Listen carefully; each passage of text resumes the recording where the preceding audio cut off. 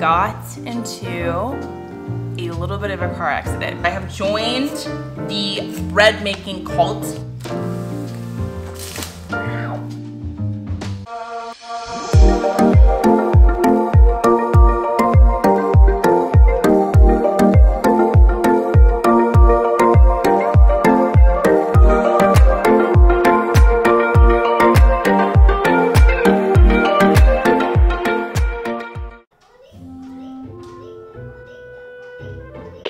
Why are you whining? Because you see me with the camera out.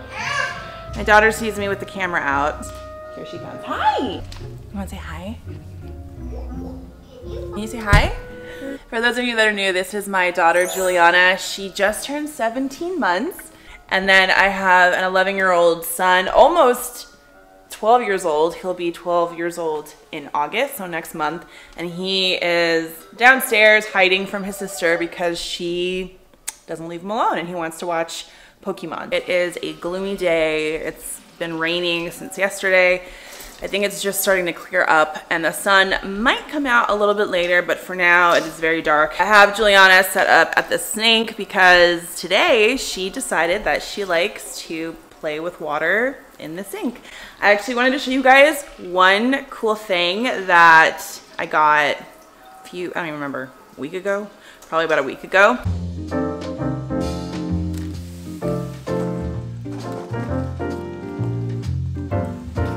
wanna help me? This is for you.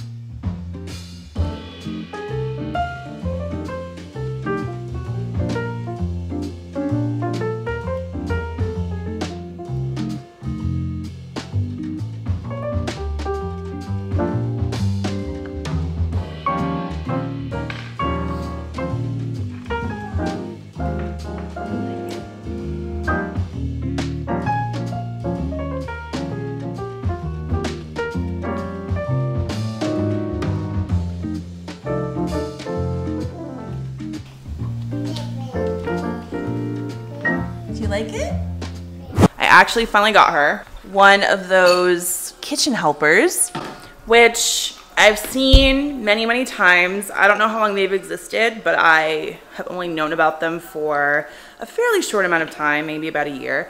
Since she has become a toddler, she has become more and more interested at what I'm doing here at the counter and when I'm doing dishes and prepping food. And then she would want me to pick her up so that she could see what I was doing.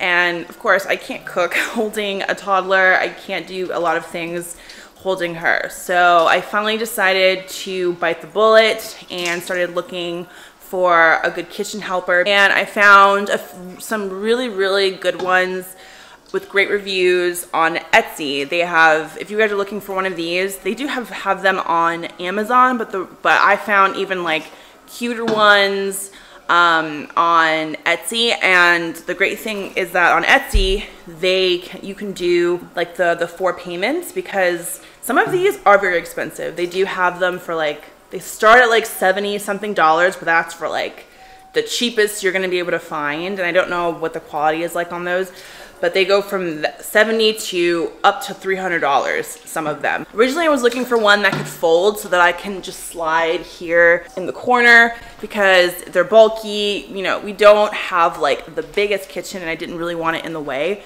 So I wanted one that I can just like fold and put away, but there's literally only one like that I found, and they were sold out. They were really expensive, like almost $300, and sold out.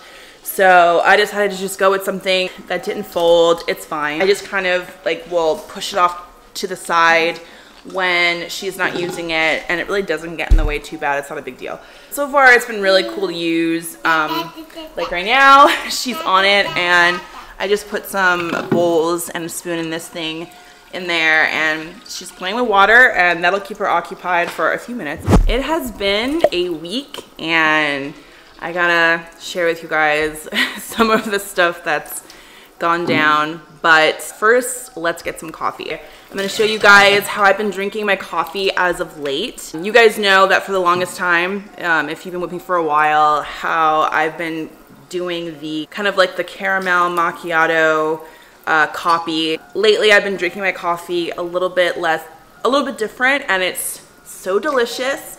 I've actually been using the French press instead of the regular coffee maker. Any real coffee drinker knows, who has used a French press versus a traditional coffee maker, knows that the French press, just something about it, it just brings out that delicious, rich coffee flavor that you just don't get as much from a coffee maker.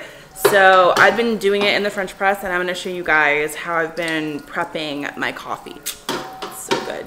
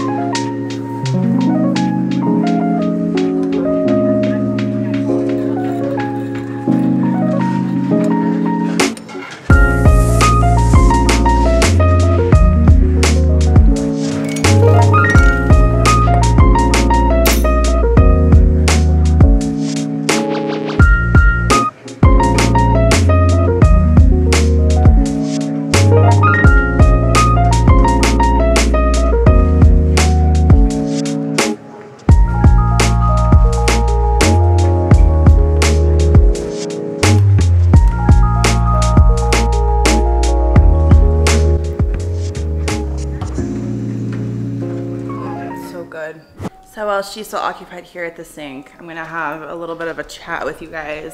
I got into a little bit of a car accident, but let me explain. You're gonna hear the water. You're gonna hear the water in the background. So when was it? Sunday, June 27th, I wanna say, whatever day that landed on. I went to go visit with my friend. We opted for Vince to stay back, stay with Juliana so that he could get her to bed on time, and then me and Julian would go over to my friend's house because she has a son the same age as him. You're mostly on highway the whole way there. And I'm just driving along, got my GPS going, talking to Julian, and I feel my car like jolt a little bit, and I look to my left, and there is a van that has basically sideswiped me, and then she finally cuts in front of me. And, you know, anyone who's been into a car accident, like, it takes you a second to really register what's going on. But obviously, luckily, we were both fine. But at this point, I'm thinking, they have to know that they hit me. They're gonna pull over. We'll get this dealt with.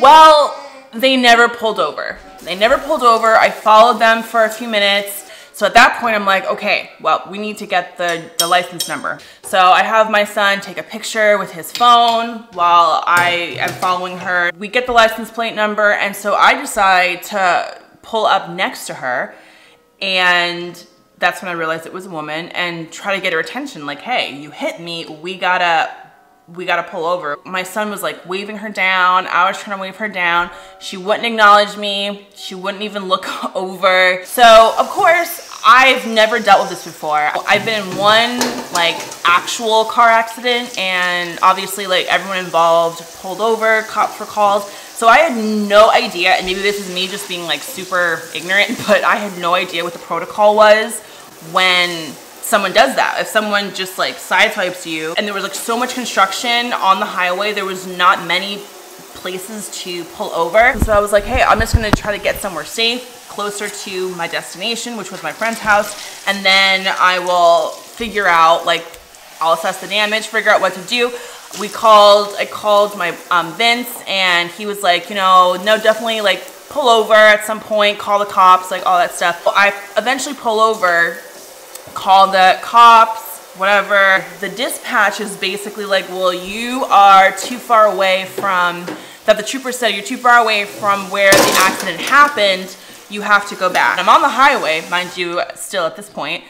I gotta circle back and figure out where it actually happened because I didn't actually know where it happened. I had a rough idea. Once I realized she wasn't gonna pull over, I was obviously more focused on getting her license plate. So I tried to go back to the general area of where I thought it was, not on the same side of the road, but like the opposite side, because I was going east when it happened, but at this point, because I circled around, I was going west. And they weren't very specific about where they wanted me to be. They just said, you have to be closer. Long story short, cop gets there. He's giving me attitude because he's like, you're not where you said that it happened. And I said, I didn't know that I had to be on, you know, eastbound versus westbound. You just said to get as close as you can.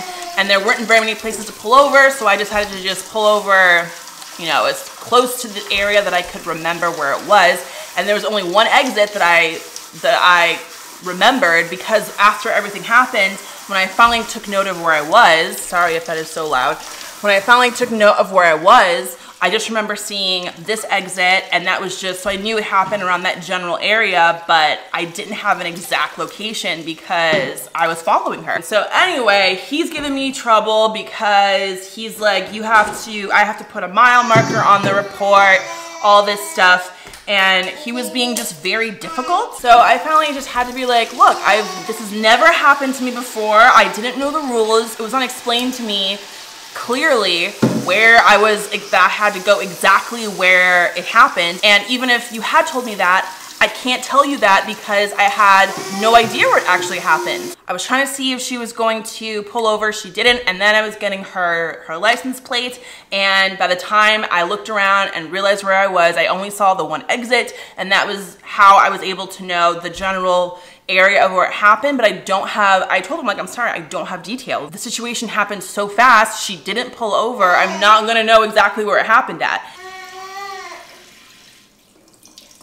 So I know it's a long story, but anyway, that's what happened. So when I finally, at that point, I was able to look at the damage, and it was more just like a scrape mark that was like on my door and a little bit on like the front side of my car. So needless to say, it was a pain in the butt, and more than anything, like, people do things like that, they hit and run, that's normal. What really irritated me though was the attitude of the cop. Like, I understand that they have to do their job, they're doing their job, but some of them just have really rotten attitudes, and I'm not a fan.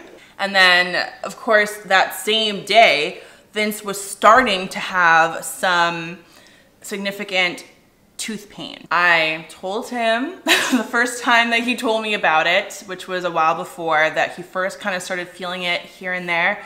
I told him to call a dentist, and he did not. He started having this tooth pain that was getting worse, and that seemed to be getting worse by like the hour, which is another reason why it was just best if he didn't come with us.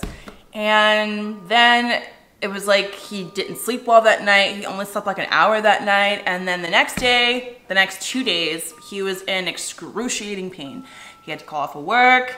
He was just having like this really bad like nerve pain that was just radiating up into his head, into his ear. He would literally like just grab his head and like pace back and forth when he would have these episodes. And then it would subside for a little bit and then come back, and then as time went on, it got like closer and closer together to where he was constantly in pain. And yeah, so that wasn't fun. He wasn't sleeping, he couldn't really eat.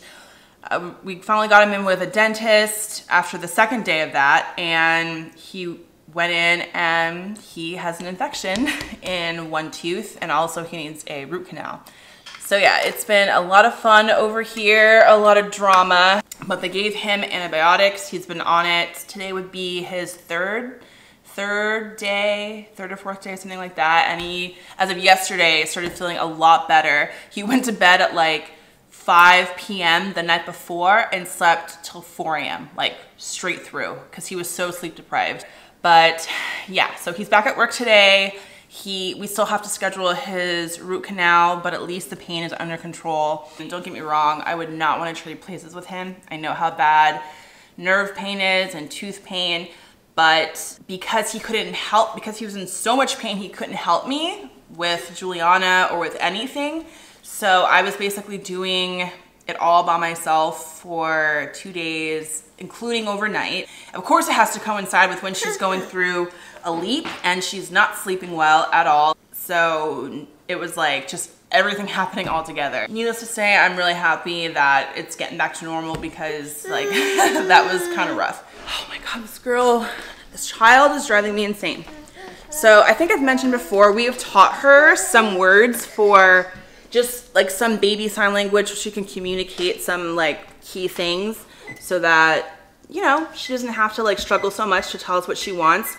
The girl refuses to use them. She knows how to use them because she's done it before, and occasionally she'll do it, but for the most part, she just prefers to whine. She knows how to ask for water, she knows how to ask for milk, she knows how to ask for food, she knows how to say when she's all done eating. I'm the only mom that just has like zero tolerance for whining. Like the noise is like nails on a chalkboard. It's like the most irritating sound I think I've ever heard.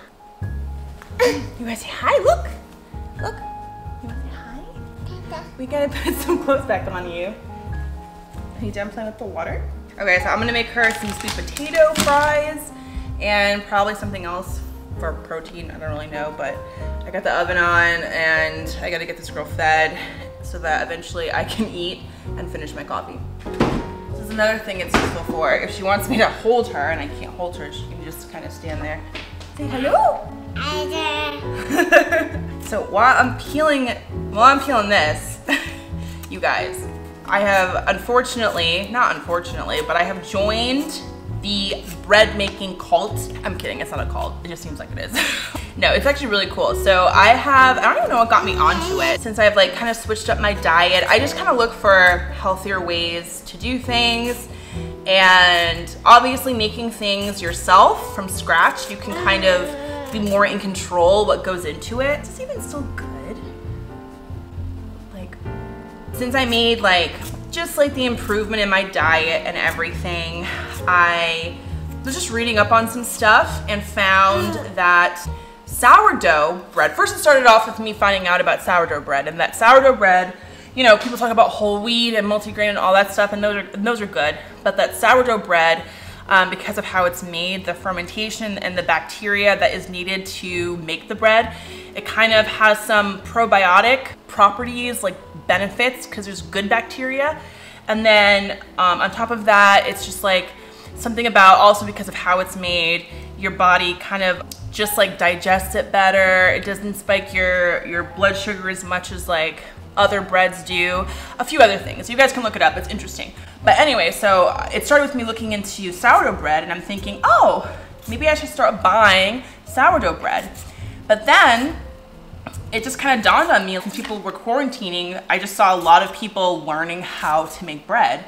And it kind of just like sparked an interest, like, maybe I could make bread. It's actually simple enough, but it just takes a while, because the sourdough bread, instead of using yeast, you have to make your own kind of like wild yeast. It's a process that takes several days. So the bread itself takes like 30 minutes, but it's the making the starter that takes like the 6 days. So I looked at the ingredients and the process and everything, and I decided to give it a try. It's just a matter of like keeping up with it and doing it the right way. So that's what I've been doing. And we are this is the 3rd day. Let me guys show you. Some of you might already like know this whole process. So here is my starter. This is day 3, and I have about 3 more days to go-ish.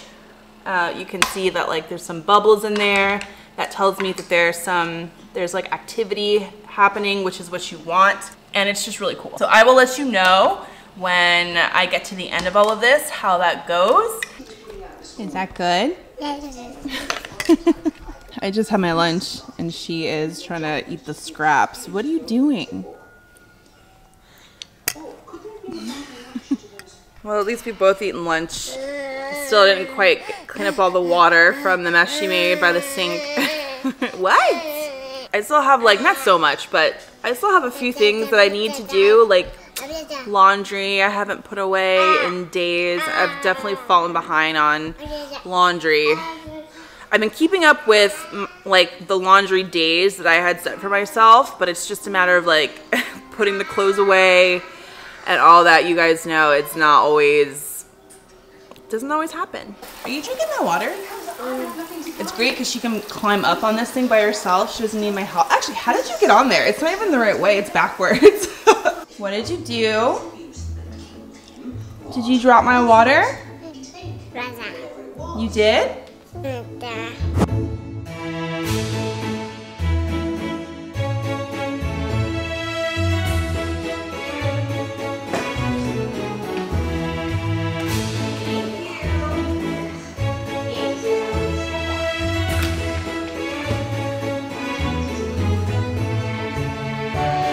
You have toys. You don't need to play with toilet paper. Come in. Come on. Let's go. Go play with your toys. Juliana, let's go play with your toys. Come on. Juliana, come on. Let's go play with your toys. Okay, I need someone to tell me where experts got it in their heads that toddlers my daughter's age don't know what no means. This child knows exactly when I'm telling her to stop doing something. She's not an idiot. These kids are not stupid. And then they'd say, just redirect their attention. You know, they don't understand. Just put their attention on something else. That does not work. Not with my child. I don't know whose child is easily redirected. It's not my child. Juliana, let's go. Hi. Can you say hi? Hi. Can you say hi? Hi. Hi. Hi.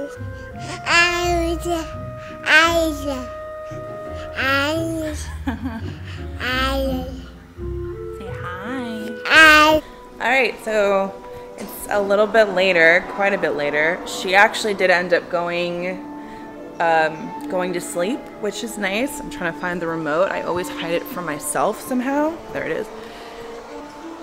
She actually did go to sleep and she's still sleeping. She'll probably be waking up soon. I think I'm gonna get some more coffee while I have a minute and check on my starter. So next month, right? Yes, August 29th, Juliana will be officially 1.5 years, which is crazy to think about. That it feels like she's been with us longer. Like 1.5 years isn't really that long. And I don't know, it just feels like she's always been here. It's so weird to think that 1.5 years ago I was pregnant with her. I was just having her. It's pretty crazy. But I'm gonna do an 18-month update for her next month because there's been big changes since she turned 1 year old, which I think is when I last did an update for her. I'm pretty sure I did. So if you guys want to see, I've been doing updates for her since she was about 7 or 8 months old. I really wish that I was vlogging during the time that I was pregnant and she was a newborn. It would have been cool to be able to document all that stuff. But I didn't start doing YouTube until she was about 7 or 8 months old. So, but it's cool to just like document this stuff. Like I was looking back at some of my old videos and I don't have that many videos. I only have like 40, I think. I don't know exactly how many I'm at, maybe 40 at this point.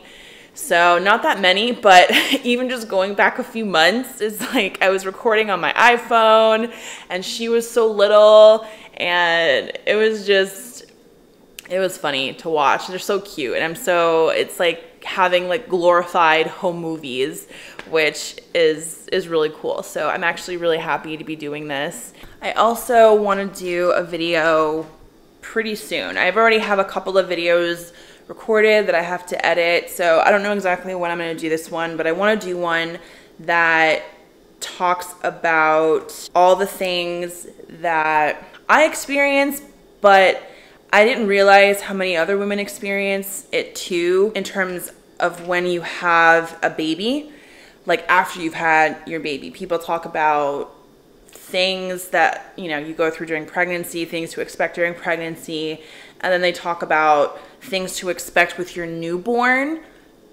But I don't feel like it's talked enough about in terms of what we go through mentally and emotionally after we've given birth, and it lasts for months. It's not like it's just, you know, just the newborn stage. I hear so many other women now that I'm older with my second child starting to talk about certain things more. So yeah, that video is just gonna be like basically about how motherhood is hard and the things that most of us don't talk about. Oh, and Juliana just woke up, so I gotta go grab her. This is always her hair when she wakes up from a nap.